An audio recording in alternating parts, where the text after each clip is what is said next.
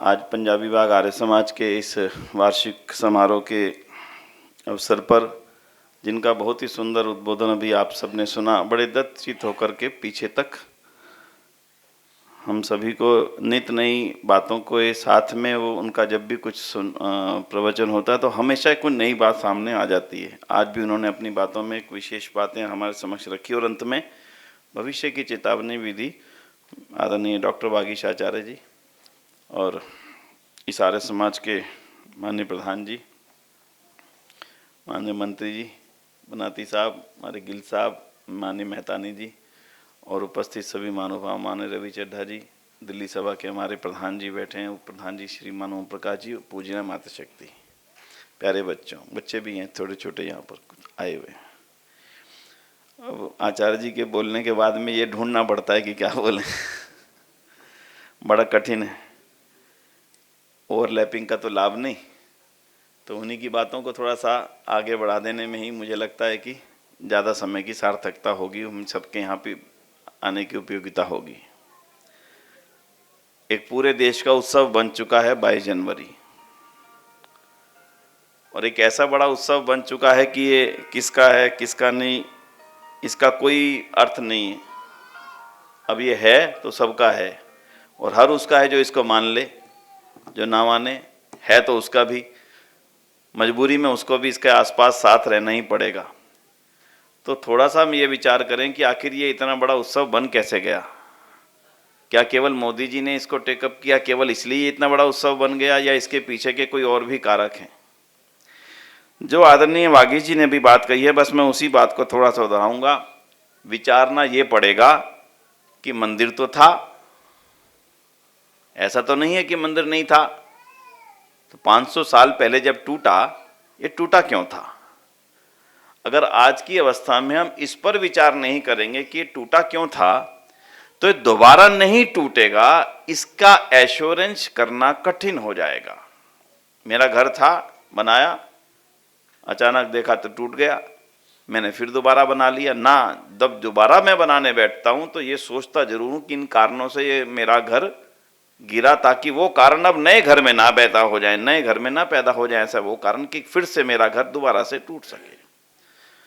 बंधुओं, एक बड़ा काल था और वो काल ऐसा था कि हर चीज आपके विरुद्ध में हो रही थी और आपको पूरी तरह से गुलाम बनाए जाने की तैयारियां थी।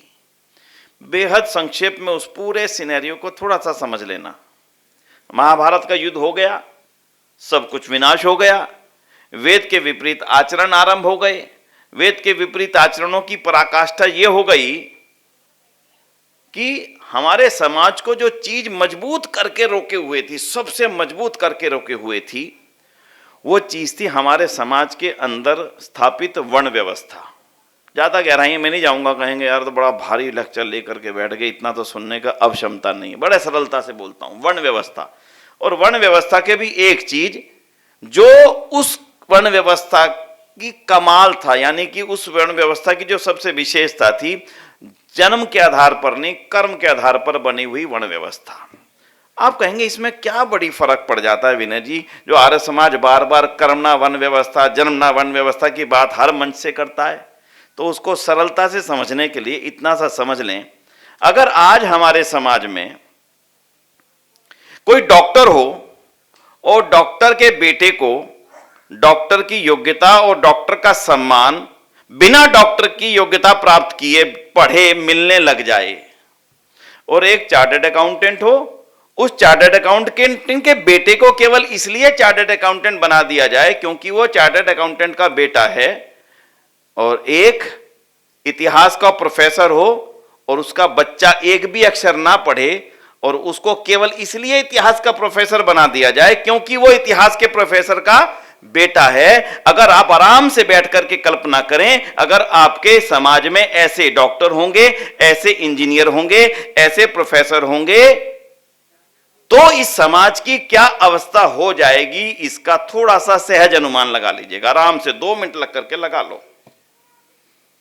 मैं जानता नहीं हूं इलाज कैसे करना है, लेकिन मैं इलाज के लिए एलिजिबल हूं क्योंकि मुझे डॉक्टर घोषित कर दिया गया है, क्योंकि मेरा पिता भी डॉक्टर था। आराम से सोचना। मुझे नहीं मालूम पुल कैसे बनते हैं, लेकिन मैं इंजीनियर घोषित कर दिया गया हूं, मुझे वो सम्मान समाज दे रहा है, और जो मैं कहता हूं वैसे ही अपने मकान बनाने शुरू कर दिए हैं। मुझे नहीं मालूम मुझे मकान बनाना आता नहीं आता, लेकिन क्योंकि मैं हूं इसलिए जो मैं कहता हूं वो मानो। ऐसी परिस्थिति में भी आपकी इस भारतवर्ष ने 2500 साल बिता दिए। ऐसी वर्ण व्यवस्था हो चुकी थी, बिना जाने बिना माने ब्राह्मण के बेटे को ब्राह्मण, क्षत्रिय को तलवार भी ना उठानी आती हो कागज वाली, लेकिन उसको क्षत्रिय, और वैश्य को चाहे पैसे गिनती करने ना आते हो लेकिन उसके बेटे को वैश्य। और जो सबसे बड़ी परेशानी इस काल में आ गई थी, जो शूद्र का बेटा था, चाहे वो पूरी मेहनत से कितनी डॉक्टरी की पढ़ाई कराए, कितनी इंजीनियरिंग के कॉलेज में दाखिला लेकर के पूरी इंजीनियरिंग करके आ जाए, लेकिन उसको शूद्र का शूद्र ही बनाए रहने देने की व्यवस्थाएं जिस समाज में बना दी गई, उसी समाज में ऐसी अवस्था पैदा हुई कि हमारे आंखों के सामने हमारे मंदिर तोड़े गए। क्षत्रिय क्षत्रिय तो नहीं निभा सका, ब्राह्मण ब्राह्मण तो नहीं निभा सका, वैश्य भी अपनी जेब में पैसे डाले बैठा रहा, और बाकी लोगों ने आकर के हमारे देश के ऊपर शासन करना आरंभ कर दिया। उन्होंने देख लिया सोमनाथ का मंदिर तोड़ा, इनमें कोई विरोध ही पैदा, कुछ भी तो विरोध नहीं हुआ। ऋषि दयानंद सत्यार प्रकाश के अंदर लिखते हैं कि जब मूर्ति तोड़ी जा रही थी तो हमारे पंडित कह रहे थे 2 करोड़ ले लो, 3 करोड़ ले लो, मंदिर को मत तोड़ो। अरे उस समय अगर हमारे क्षत्रिय होते तो उनकी हिम्मत नहीं थी कि हमारे मंदिर को आके तोड़ जाएं। जब उन्होंने देखा कि इनके मंदिरों को तोड़ने का कोई प्रतिकार नहीं है और इनके हर मंदिर में इतने खजाने हैं जिसकी कोई सीमा नहीं है, तो क्यों ना इनके ऊपर शासन ही कर लिया जाए। आए तो लूटने के लिए थे, हमारी इस दुरावस्था को देख करके हमारे शासक बन करके बैठ गए। और जब शासक बनकर के बैठे तब उन्होंने लंबे समय तक शासन करने की जो योजना बनाई, उसमें देखा कि इनका गर्व बहुत है, कि इनके पास ज्ञान बहुत है, तो इनके तो सबसे पहले पुस्तकालय जला दो। जहां दुनिया पढ़ने आती है इनके पास में, वो सारे के सारे विश्वविद्यालय तोड़ दो। इनके धार्मिक आस्थाओं के केंद्र बड़े बड़े मंदिर हैं, इनको तोड़ करके यहां पर अपनी मस्जिदें बना लो, खजाना इनका लूट लो। और बाद में अंत में जब उन्होंने ये देखा कि इनके मंदिर भी तोड़ दिए, विश्वविद्यालय भी तोड़ दिए, पुस्तकालय भी जला दिए, अब भी राम और कृष्ण की अगाध आस्था इनके मनों से निकालना संभव नहीं हो सका, तब वो कुचक्र शुरू हुआ, जिसमें यह चक्र था कि इनकी आस्था के केंद्र राम और कृष्ण के चरित्रों को इतना खराब करके इन पुस्तकों को पैदा करके रख दो, आने वाली पीढ़ी अपने आप ही अपने इन महान चरित्रों से अपने आप ही दूरी बना लेगी, और ये संस्कृति हमेशा हमेशा के लिए नष्ट हो जाएगी, और हमारे यहाँ पर शासन अक्षुण्ण शासन के रूप में लंबे समय तक रहेंगे। इतना गहरा षड्यंत्र था उस समय जब इन मंदिरों को तोड़ दिया गया था। उस समय हमारी सरकारें नहीं थी, हमारे शासन नहीं थे। आज भी अगर हम अपने आने वाली पीढ़ी को अपनी इस भारतीय बौद्धिक संपदा का एहसास ना करा पाए कि ये वो भारत है जिसको ऋषि दयानंद ने हमारे सामने रखा। ध्यान दीजिएगा, ऋषि दयानंद से पहले हमें मालूम नहीं था कि ये भारत हमारा है, ना हमें यह मालूम था कि हमारी सीमाएं आर्यवर्त की उस कटक से कहां से लेकर के अटक से लेकर के और वो म्यांमार और ना जाने कहां कहां तक की सीमा जो जावा, सुमात्रा, इंडोनेशिया, मलेशिया के कोने तक जाती हैं, ये वो पूरा नक्शा था जिसको हिमालय की तलहटी के नीचे पूरा आर्यवर्त कहा जाता था। हम तो छोटे छोटे राज्य में बसे थे, जब आपस में बैठते तो पूछा करते थे आप कहाँ के हो, कहते थे मैं तो पटियाला का हूँ। आप कहाँ के हो, मैं ग्वालियर का राज्यवासी हूँ। तुम कहाँ के हो, मैं बंबई का हूँ, मैं यहाँ का हूँ। मेरे लिए भारत की कल्पना थी कहां? कहीं से कहीं तक कोई आपके सामने भारत की कल्पना नहीं थी बंधुओं। और राम का राज्य तब था जब अयोध्या में राम शासन करते थे और उनका शासन पूरी दुनिया पे अधिकार रखता था। ये बताने वाले ऋषिवर देव दयानंद हुए बंधु, जिन्होंने हमें ये बताया। इसलिए आज के समय की जरूरत इतनी है, बहुत बधाई का अवसर है, धन्यवाद देने का अवसर उन सरकारों का जिन्होंने भारत की उस अस्मिता को मजबूती से एक लोहा लेकर के, साम दाम दंड भेद का सहारा लेकर के, और आप सब लोगों का सहयोग लेकर के उस मंदिर का एक तरह से भारत के नए युग के आगमन के रूप में प्रतीक है ये, कि भारत में वो युग दोबारा से लौट रहा है। इसके लिए सरकारों को बधाई देनी चाहिए, धन्यवाद देना चाहिए। इसके लिए आर्य समाज भी हर जगह जगह स्थान पर कार्यक्रम कर रहा है। और अब हमें क्या करना चाहिए? हमें केवल इतना करना चाहिए, राम जो थे वो ही राम मेरे घर में आ जाएं, बस। बड़े अच्छे गीत चल रहे हैं, बड़े अच्छे गीत रचे गए, धन्यवाद देता हूं, लेकिन वो राम केवल गीतों के पात्र बन के ना रह जाएं, और राम केवल गीतों के शब्द बन के ना रह जाएं, और राम केवल दीवारों पर लिखने वाले राम के रूप में ना रह जाएं। वो राम वास्तव में मेरे मन के अंदर, मेरे शरीर के अंदर, मेरे परिवार के अंदर, मेरे समाज का एक भाग बन जाएं। वो राम जो शबरी के घर पर जाकर के उसका जीवन स्तर उठा रहे हैं, वो राम जो अहिल्या का उद्धार कर रहे हैं, उस विधवा बिचारी का उद्धार कर रहे हैं। एक दुख होता है, कभी कभी आर्य समाज राम को नहीं मानता, बड़े सुनते, 20 साल 50 साल हो गए सुनते सुनते। मैं कहता हूं भगवान राम की जिस प्रतिष्ठा को आर्य समाज ने बचा के रखा था, मुझे लगता है कि वो शायद दुनिया तक हम पहुंचा नहीं पाए। अच्छा, राम राम बने क्यों थे? केवल एक कारण से बड़े बने राम। पिता ने वर दे दिया, कैकेयी ने मांग लिया। मांगा ये सब जानते हैं, राम को वनवास भेज दो। राम कह सकते थे, पिताजी वर तो आपने दिया है, मैंने तो नहीं दिया, मैं क्यों इस सजा का पात्र बन जाऊं? अगर राम ये कह देते तो क्या राम राम बन पाते? बंधुओं, आर्य समाज के इतिहास में ऐसे राम की गिनती करना चाहोगे तो शायद हजारों मिलेंगे। कोई छोटा त्याग नहीं था राम का, बड़ा त्याग था, पर आर्य समाज ने उस राम को वास्तव में अपनाया था। हमारे सामने बैठे हैं सत्यानंद जी, इनके बड़े भाई साहब लालमन आर्य जी, ना गजानंद आर्य जी, उनके पिताजी लालमन आर्य जी। समाज के बदलाव का संकेत चला, आर्य समाज की कथा में गए, कथा में सुना कि हमने विधवा उद्धार करना है, विधवाओं की बहुत बुरी स्थिति समाज में हो चुकी है, हमने एक बेटे की शादी विधवा से करने का प्रण लिया है। घर पर आए, घर पर बात की कि मेरा ये विचार है कि हम किसी एक बेटे की शादी विधवा से करें। बड़ी क्रांति की बात थी, आज भी कहना मुश्किल है। सोचना जरा, आज अगर आप अपने बेटे से जाकर के कहें कि ये स्थिति चल रही है और हमने ऐसा विचार किया, आपका बेटा क्या उत्तर देगा आपको? बोलो, राम इनके घर पे थे कि नहीं? गजानंद आर्य वो राम थे जिन्होंने पिता की आज्ञा को ज्यों का त्यों माना, तुरंत स्वीकार किया। पिताजी मैं विधवा से विवाह करूंगा, निभाया, मना नहीं किया।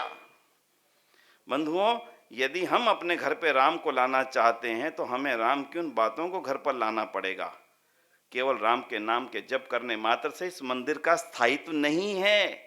राम का स्थायित्व तब है जब राम के वो गुण मेरे आसपास आ जाएं। मैं आजकल कई जगह जाने का अवसर मिल रहा है। कल मैंने चर्चा की थी, एक मंथरा की चर्चा है ना, चर्चा आपको जानते हैं ना मंथरा को, कोई ऐसा तो नहीं। बस इतना ध्यान रखना, मंथराएं हर व्यक्ति के आसपास रहती हैं, आपके कई मत बन जाना। हर व्यक्ति के आसपास मंथरा रहती है, उसको भड़काने वाली, कहने वाली। तू जानता है तेरे पिताजी किसको संपत्ति देना चाहते हैं? तू जानता है तेरी माँ किसको सोना चांदी दे के जाना चाहती है? जो कैकेयी बन गई, उनके घर का राम बाहर चला जाएगा, ध्यान रख लेना। इसलिए मंथराओं से बच के रहने का संकल्प लेते हो तो समझ लेना राम मंदिर बनाना सार्थक है। और जो एक गरीब विधवा बहन, आपके आसपास कोई गरीब परिवार है, उस शबरी के घर पर जाने के मन में इच्छा पक्का कर लो, तो आप उस शबरी के घर जाओगे तो राम आपके घर पे आएंगे। वैसे राम आपके घर पे आने वाले नहीं। पिता की आज्ञा का पालन करने की वास्तव में मन के अंदर इच्छा। कल मैंने विकासपुरी में बात रखी, बहुओं में बात होती है, पिताजी ने बेटे को डांट दिया, बेटे को बड़ा गुस्सा आया, अंदर आकर के उल्टा सीधा बोलने लगा, इसकी पड़ी क्या, मेरे को डांट। बहू कहती चुप रहो, शांत रहो, बोलना कुछ मत, ज्यादा बोलोगे तो छोटे को दे जाएंगे। बेचारा बेटा भी बड़ा धैर्य से पिताजी पिताजी सुनता है। अगर मजबूरी में पिता की आज्ञा मानने की इच्छा हो तो वो राम तुम्हारे घर में आने वाले। इस लालच में पिता का सम्मान मत करना, इस लालच में माता का सम्मान मत करना, इस लालच से वो राम तुम्हारे घर आने वाले नहीं बंधु। इसलिए राम के जीवन में बहुत कुछ है। आज का समय मुझे अनुमति नहीं दे रहा, 10 मिनट कहा था मैंने, घड़ी अभी देखी 15 मिनट हो गए। तो इसलिए बंधुओं मैं ज़्यादा नहीं कहूँगा। इसी अवसर पर एक ही निवेदन करता हूँ, राम के जीवन की एक एक घटना लेते चले जाइएगा। राम के वहां जाने से लेकर के जब वो लंका जाते हैं, लंका से जब वापस लौट करके आते हैं, तो आखिरी बात कह देता हूं, लंका से लौटने लगे, इतनी स्वर्ण की लंका थी, जली नहीं थी। किसी गफलत में मत रहना कि लंका जला दी गई थी। लक्ष्मण कहते हैं राम एक बात बताओ, इतना बड़ा युद्ध कर दिया, सीता माता को जीत भी लिया, वापिस ले भी आए, रावण का वध हो गया, अब इतनी स्वर्णमयी लंका है, क्यों ना इसी पे शासन करके रहा जाए। अब कहां भरत को जाकर के तंग करेंगे कि चलो भरत उठो अब मैं शासन करूंगा। एक तरफ वो पर ना जाने वो शासन दे ना दे, उससे बेहतर यह इतनी सुंदर स्वर्णमयी लंका, अपी में स्वर्णमयी लंका कह रही हो आचार्य जी बेटा, अपी में स्वर्णमयी लंका। लक्ष्मण आगे क्या है, जननी है जी, नमे लक्ष्मण रोचते जननी जन्मभूमिश्च स्वर्गापि अधिगरीयसी। कि चाहे कुछ भी है, ये लक्ष्मण लंका कितनी भी सुंदर है, सोने की है, और उसका वर्णन आता है रामायण में, पढ़ना कभी पढ़ी नहीं, हमने पढ़ी है हमारे घर पर, पढ़ी तो है नहीं। उसमें आता स्फटिक के पत्थरों के फर्श थे। स्फटिक का पत्थर वो होता है जिसको खुद बनने में लाखों साल लग जाते हैं, उन पत्थरों के फर्श और स्वर्ण जड़ित, ना जाने कितना शानदार वर्णन है। सुंदर लंका कितनी भी हो लक्ष्मण, लेकिन मेरे लिए तो स्वर्ग मेरी जन्मभूमि ही है। इसलिए राम अयोध्या वापस लौटे। अगर उनके अंदर उस लालच को जरा सा भी जगह मिल जाती और वो लंका के शासक बनकर के बैठते, तो आज वापस लंका में राम लौटते नहीं। इसलिए जन्मभूमि जो भारत तुम्हारी है ना, इससे गर्व करके रखना, यही राम को तुम्हारे घर पे वापस लाएगी और यही फिर से इस भारत को राम राज्य बनाएगी। इन्हीं शब्दों के साथ में आप सभी का बहुत बहुत आभार है। ओम शांति, ओम शम, धन्यवाद। दयानंद को मत भूलना, दयानंद की 200वीं जयंती चल रही है। आप में से जिनका अभी तक टंकारा जाने का कार्यक्रम ना बना होना, बना लेना, फिर ना कहना कि इतना इतिहास का कार्यक्रम हमसे चूक हो गई। बहुत भव्य कार्यक्रम होने वाला है और दयानंद को जानने की जो ये अवसर आया है ना आपके पास में, दयानंद को ना जाना, गहराई में जाकर के जानना, जिस दयानंद ने इस परिवर्तन क्रांति के सूत्रधार बनकर के क्या से क्या बना करके हमें रख दिया। एक पुस्तक तैयार कर दी है, 12 फरवरी को आपके पास मिल जाएगी। बहुत शानदार पुस्तक है। आप सब कार्यकर्ताओं को, सहयोगियों को, जो अध्यापिका बहनें हमारी बैठी हैं, उनसे तो मेरा विशेष अनुरोध है, जरूर पढ़ना। छोटी है, बहुत ज़्यादा नहीं है, 7-8 घंटे में, 2-3 दिन 4 दिन में पूरी हो जाएगी, लेकिन उससे आपको एक अद्भुत चीज़ें, कुछ जानकारियां प्राप्त होंगी। तो 2 ही निवेदन, 12 फरवरी के माननीय राष्ट्रपति महोदया जी टंकारा जा रही हैं छोटे से गांव के अंदर। 11 तारीख को संभावित माननीय प्रधानमंत्री नरेंद्र मोदी जी ऑनलाइन हमें संबोधित करेंगे, जहां पर वह उस दिन लाइव जुड़ेंगे। और 10 तारीख को हमने माननीय योगी जी को आमंत्रित किया है। बाकी सब राष्ट्र नेता अलग अलग स्थानों से स्थान आएंगे। इसलिए इस अद्भुत कार्यक्रम में बिल्कुल भी चूक ना जाना। जो अभी तक नहीं तैयार हुए हैं, कैसे भी जाना, पर टंकारा जरूर जाना, यही मेरा निवेदन है। और उसके पश्चात में 2 साल तक अभी ये कार्यक्रम चलेंगे, उन कार्यक्रम में बार बार मिलते रहेंगे। ओम शांति, ओम शम, धन्यवाद।